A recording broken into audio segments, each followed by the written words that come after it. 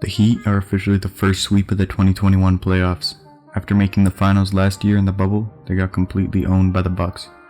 While I didn't expect them to beat the Bucks, I did not expect them to get swept, especially with how terrible they were in games 2 and 3.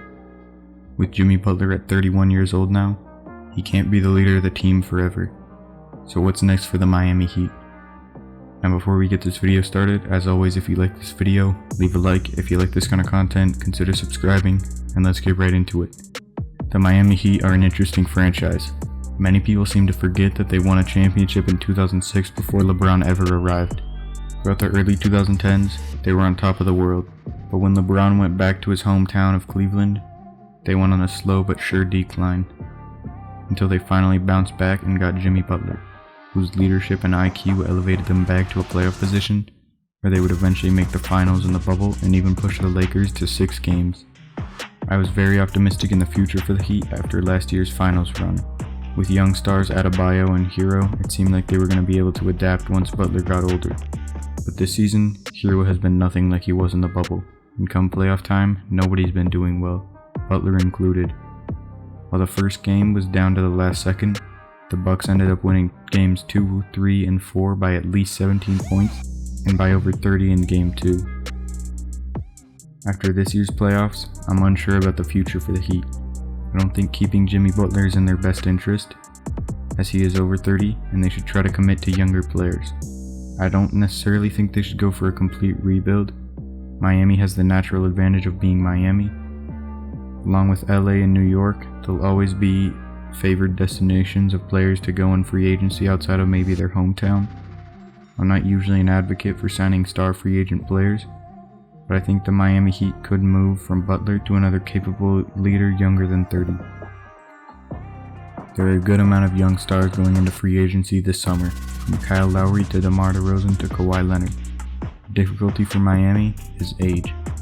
Ideally, they would be signing a player who's closer in age to Adebayo, so they could be on the same timeline. But DeRozan, CP3, and Lowry, who are all potentially finding new teams this offseason, are all over 30, and Kawhi isn't far behind. So this year's free agency class might not be the best option. There are some solid younger players they could pursue in free agency, but no real stars. This year's free agency class is likely not the key to winning for Miami, and I personally think they should go for something else.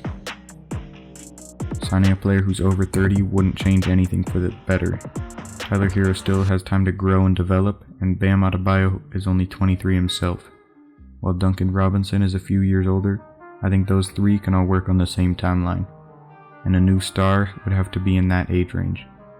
One option could be to hold out for another year and take their chances in 2022 free agency, to let the young stars develop for another year under the leadership from Butler. Losing Jimmy would be hard, and they would need a new player who would take up the mantle as leader. I think Adebayo would be capable of that. He's one of the best centers in the league, and doesn't have maturity issues like Hero.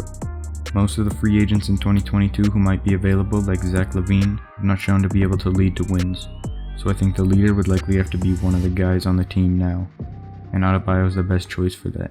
Some of the possibilities for 2022 free agency could be Zach LaVine, Julius Randle, or even Bradley Beal.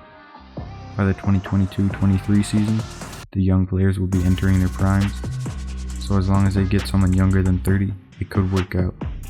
But free agency, especially in the future when we don't know what the situations will be, is hard. And while being located in Miami gives the team an advantage to sign some players, there's no guarantee that they'll secure any real star. So that brings us to the last option, trading Butler this offseason. Some contending teams may want him and possibly give up younger players for him.